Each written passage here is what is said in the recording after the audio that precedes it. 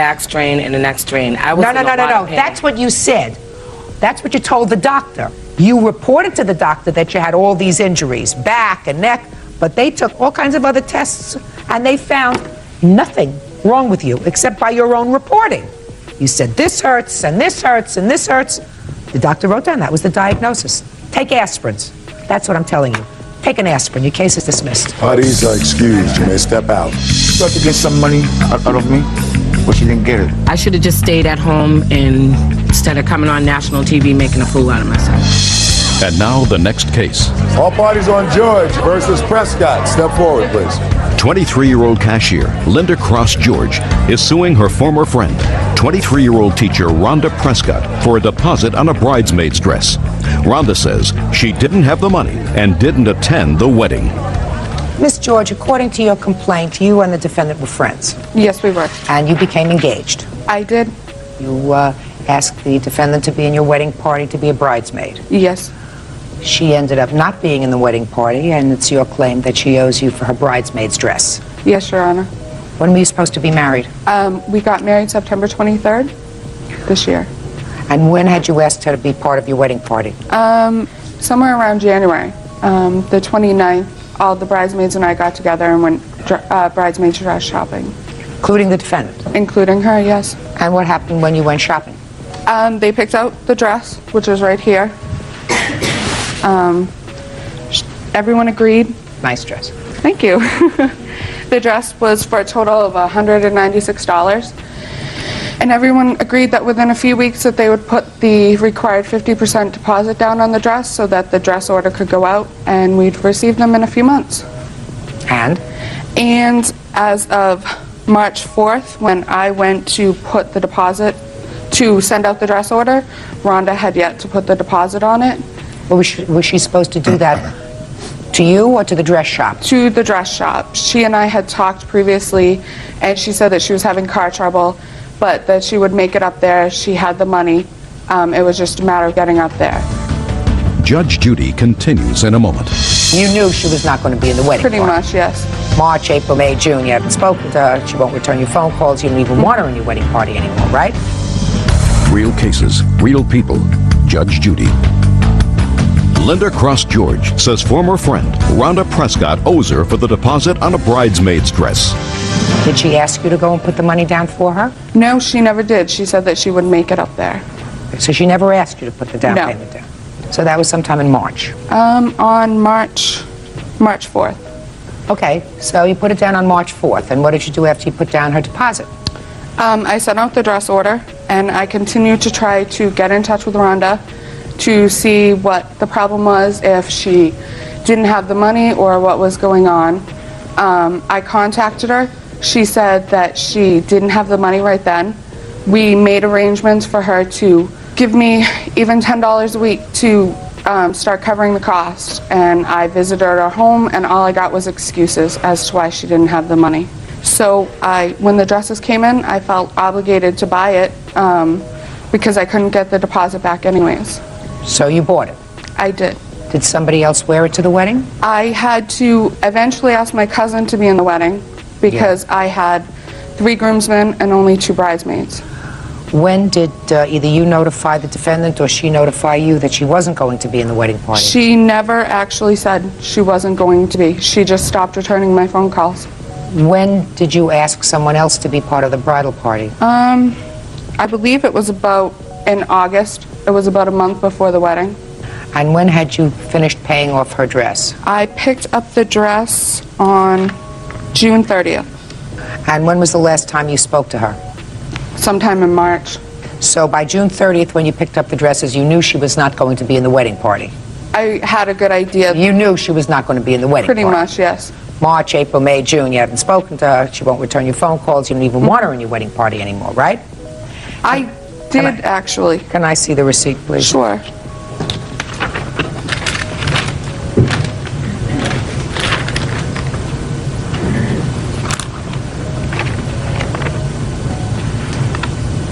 Did you initially tell her that you were going to be in the bridal party? Yes, I did.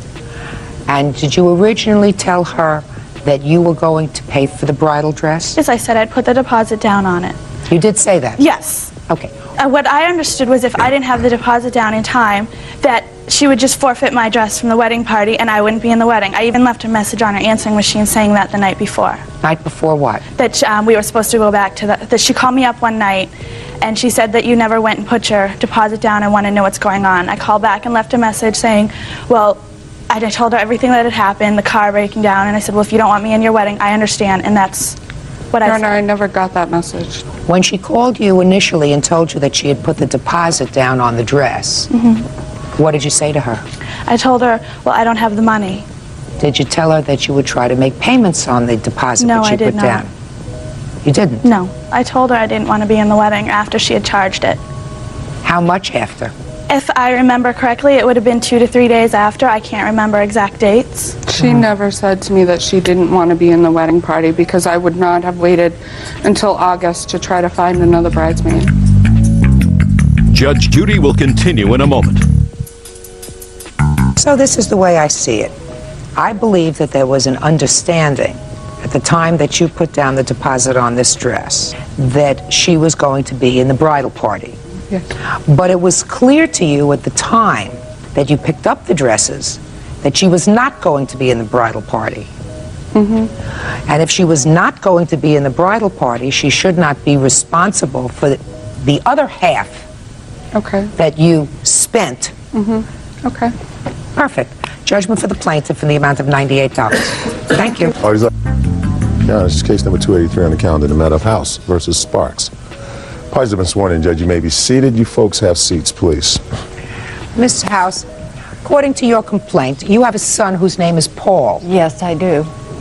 And the defendant has several children. Yes. One of those children is a young girl. What is her name? Vanessa. And Paul and Vanessa, who is not here, are friends. Right, they were. According to what I've read, your son was at home Yes, and he wasn't supposed to have any company. right. And Vanessa was there. Vanessa wasn't there, the boys were there. Her brothers came over and you believe they stole money from you. Correct?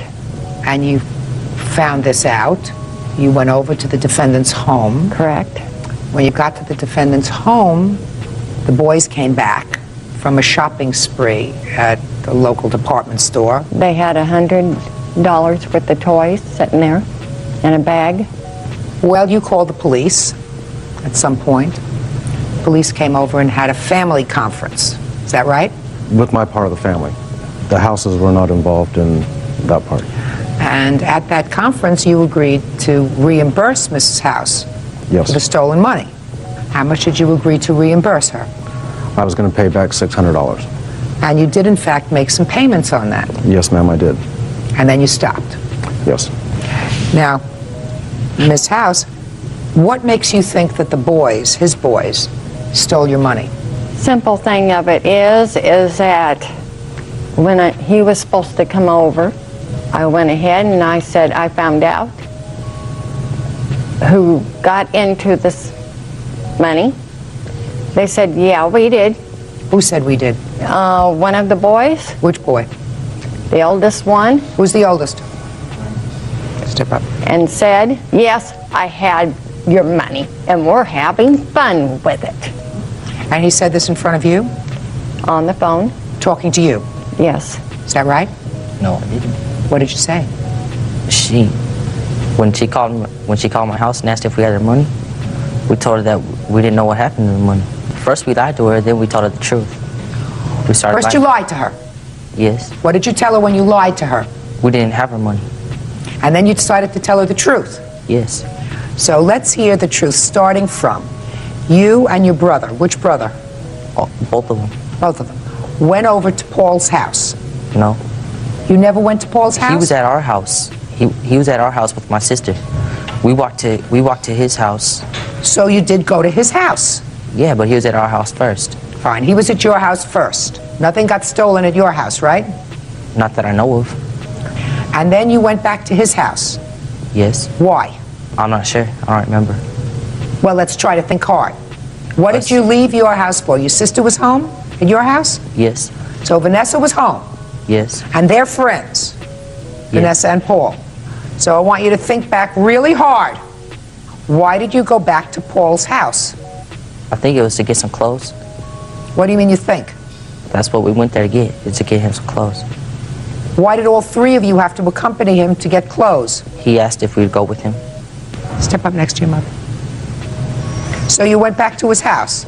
Yes. And what happened when you got there? We were sitting on the couch, and then we asked if we could have something to drink. He said, go ahead, and we walked into the kitchen, and we were going through the refrigerator, and he opened one of the doors, and he grabbed a screwdriver out of the drawer, and he went to his mom's room and popped open the door, and we went inside, and then my little brother went around the bed, and he saw a box on the floor. My little brother asked what was in the box. He told us that his mom keeps their money in there, so he asked if we wanted to see it, and both my little brothers said yes. And he popped it open, and he got money out, and then he spread it around. Spread it around how? He gave us each amounts of money, like $100, $200. How much did he give you? He gave me $200. How much did he give you? He gave me like 200, but like I got some more money, like from like them and Paul, and I ended up with like 500. So you ended up with 500, and you ended up with 200? Yes. How much did you end up with? 200. That's $900, right? Yes. What'd you do with it? We went back to my house. First we went to Circle K and we bought some stuff like candy, and he bought some roses for my sister. We went to my house and he gave the roses to my sister, and they did their kissing stuff. And then we all went to Kmart's. And? We bought stuff there. Where's the stuff that you bought at Kmart? They took some of the stuff to return it, and we didn't have none of the receipts. They went to try to return it. You didn't have any receipts? No, we got rid of them. What'd you do with the money? We spent the money that we had. You didn't spend all $900 at Kmart. Not all of it. Some of it that I kept, I had it hidden, and my dad went in my room and he got it. He went through my room and found it, and he gave it back to the houses. Well, you only had $200. Yes. And is that the $200 that you gave back? I did return $200 back to the houses. Well, what about the others? They had another $700. What'd you do about finding that money? I didn't actually really know about that money until I heard from the houses. All I knew about, when Paul came over with the money, all I saw was $200. Well, now you know. Because your answer, Mr. Sparks, says, my children didn't steal anything, and I don't believe we owe them anything. But they did steal. Well, when was the first time you knew that they stole? Today? When the houses came over and told me that there was $1,500 missing, they had brought Paul with them. Okay. And Paul's story to all of us was that the house got burglarized, and everybody lied to cover themselves up. Yes, ma'am. But what I don't understand is, if you made an agreement with the police to pay them back, why didn't you pay them back? I was on unemployment and I could not afford it. Your boys hid the money in the house. Are you telling me you didn't get it from them? All I recovered was $200. Where's the money? We gave it back. To whom? To them. No, you didn't. Yeah, because he had $200 hid. You just told me you had $500. Yeah, and I spent some of that. And we had some money hid in the room. And we gave it back to them. No, he got the money from your older brother. $200 only. And where's the money that you had? You still have it hidden? I spent. You spent it all. On what? We all spent it on just toys and stuff. Judge Judy continues in a moment. Paul, you knew it was the wrong thing to go into your mother's room, didn't you? They forced me to. I knew they had a knife right in their pocket. I beat my dad so he can call the cops so they won't try to stab me or anything. Real cases, real people. Judge Judy. Karen House claims 14-year-old Tyler Sparks, 10-year-old Nicholas Sparks, and 13-year-old Nick Greenland forced her autistic son Paul to steal money from her home. Karen says the boy's father, Marshall Sparks, won't take responsibility for their crime. Mr. Sparks, you have to pay him back the money. I mean, you say I was on unemployment, that I could understand, but here you say my children didn't steal anything. They did. I believe the money would have gotten stolen whether my children were there or not. The houses have told me that this is not something that Paul has not done before. So what? What kind of a lesson is that? So you say because, look, let me try to draw an analogy for you. I mean, are you serious with that response as a responsible parent? Let's say you pass by a store and the proprietor of the store has forgotten to lock the door. And there are things in there that you would like. A little stereo set maybe, a clock radio, maybe a small television for your kitchen. And you say to yourself, well, this place is going to get burglarized. Clearly, somebody's going to go in and take property from there because the guy was stupid and he left his door open. And if they're going to burglarize it, some stranger, I might as well do it first. You think that the police would buy that argument? No, ma'am. Of course. So are you going to try to tell me again that, well, the money would have gotten stolen anyway, whether my son stole it or somebody else stole it, doesn't make any difference? No, I believe Paul would have stolen the money whether my children were with him or not. But your children kept the money, sir. Yes, ma'am. And they spent it, sir. And you didn't make a sufficient inquiry at the time to prevent them from continuing to spend an additional $700. I believe he was involved. There's no question he was involved, right? Right. And you bought your girlfriend some flowers? No.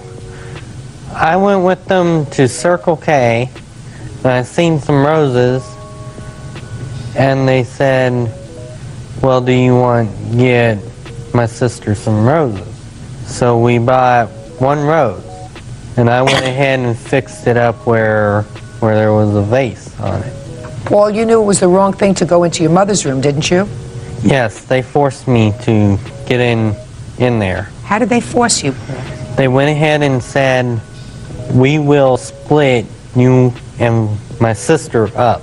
And at that time, I knew they had a knife right in their pocket because they showed it to me before we went to the house.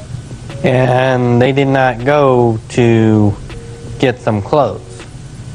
They went there to think of snooping around my house and go in my niece's drawer, my room, and tried to think of a way to get me open it.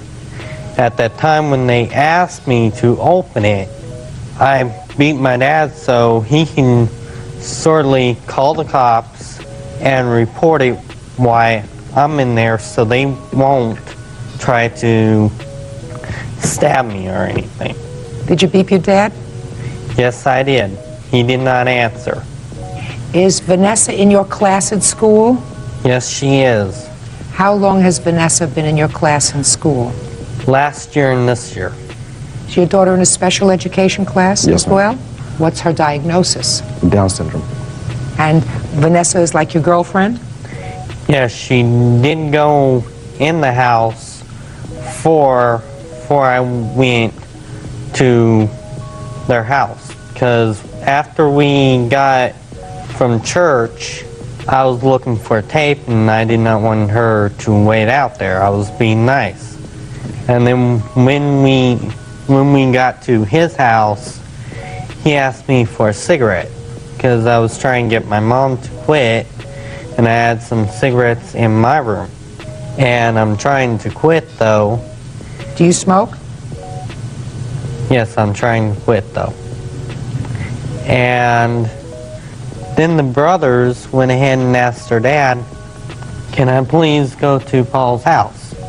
And I was like, I did not have anything planned to go to my house. Okay, Paul. Did you keep any of this money? They put $100 in my pocket, but I did not spend it. I was trying to save it and hand it back to my mom. Did you give it back to her? No, they took it. When did they take it? Before I went to night church. Was that the same day when you would all been in your mom's room? Yes. And they took the money back from you? Who took it back from you? Lucas, the oldest one. Mm-hmm. Okay, Paul, why don't you sit down? Thank you. Okay. You getting the picture? Yes. You're not nice. Judge Judy continues in a moment.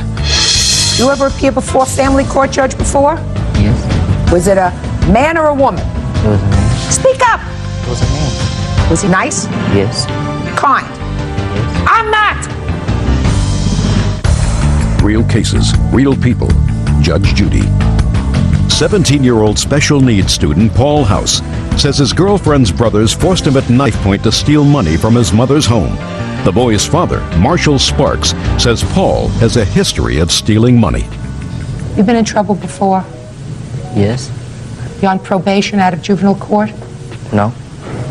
Were you on probation out of juvenile court? Yes. For how long? 90 days. For what? Burglary. So you're on probation at the time police came to your house? No, ma'am. Had he completed his probation? When? It would have been back in 1999, November, possibly. You married, sir? No, ma'am. Single parent.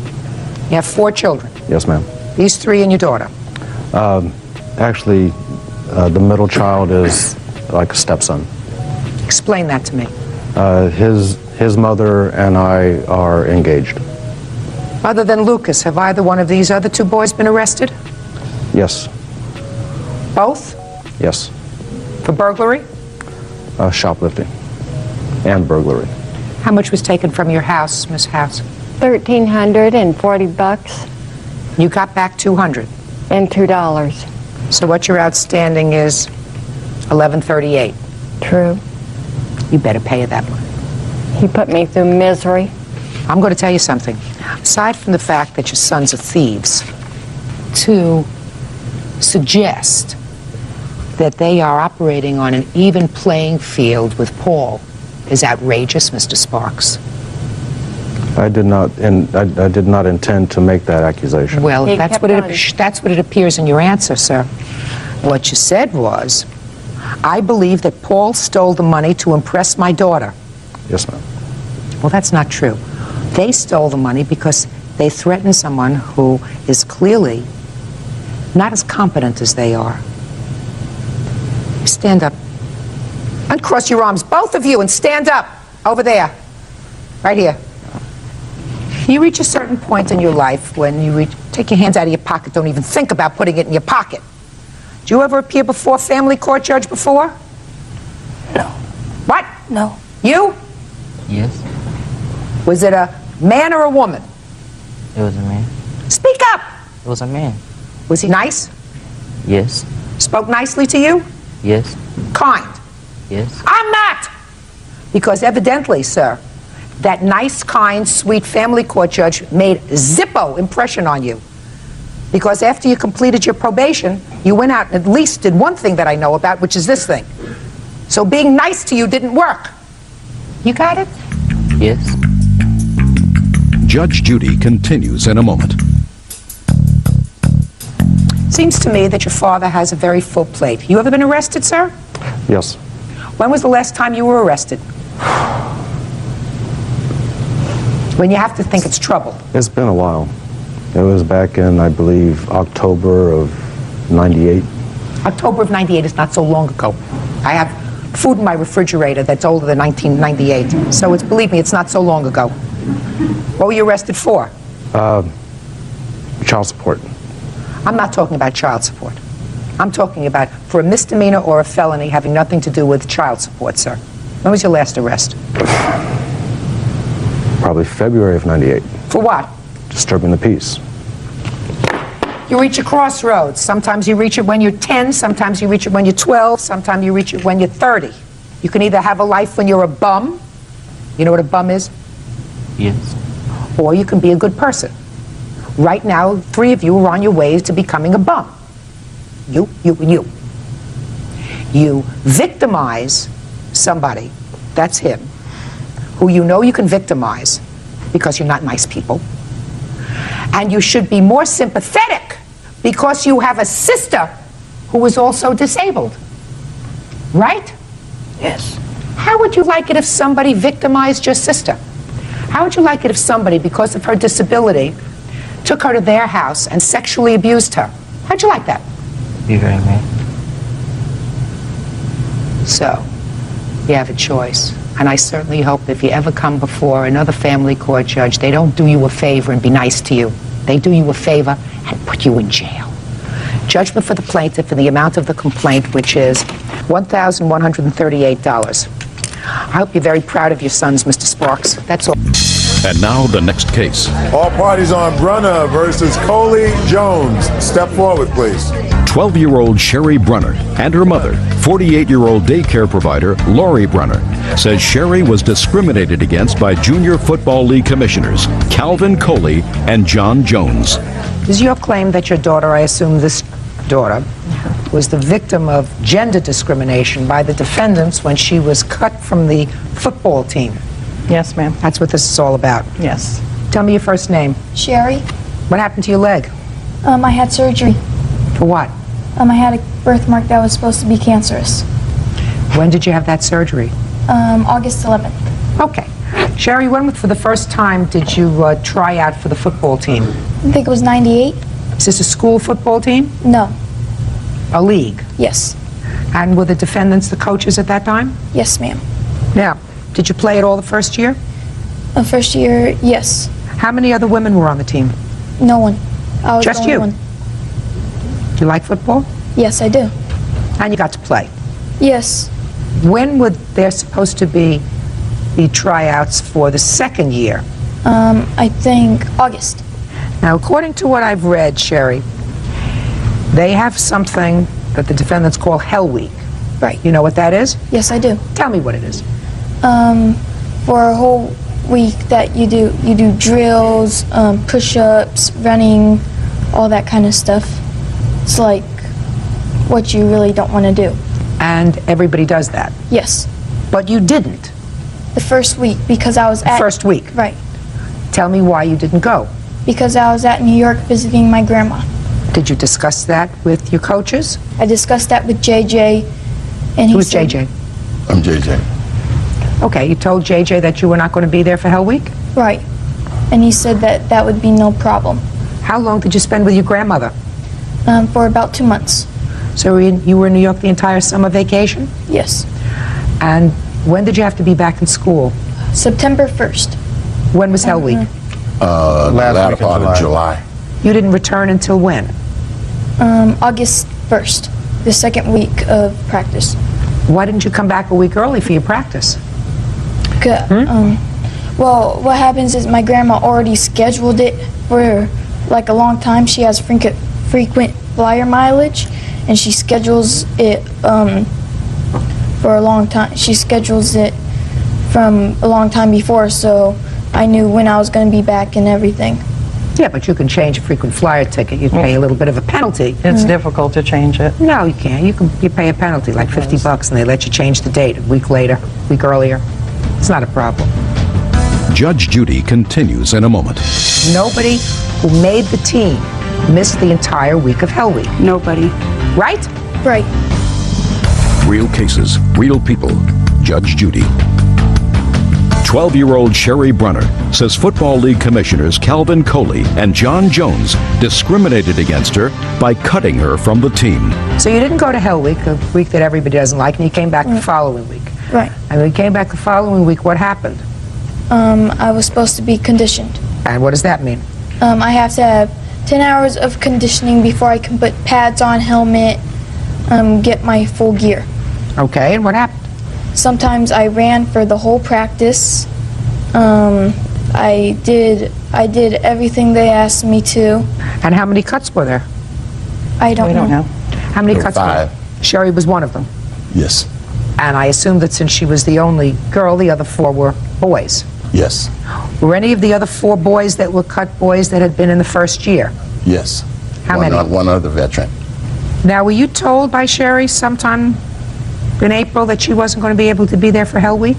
She mentioned that to us, and we told her at that time that the prior year that she played in '98, we didn't have cuts because we didn't have that many kids. Our max allowance for kids is 35, and we were going over. Every year we were going higher and higher. And we explained then that that was a crucial time that she needed to be there because we had to anticipate more than 35 during that coming season. You have your records with you? Yes, ma'am. Take a look. Tell me if any of the other 40 people missed the entire week of Hell Week. We might need to ask the coach himself. Okay, He would be the take a most look. important.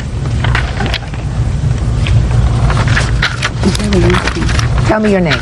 I'm Shani Guzman.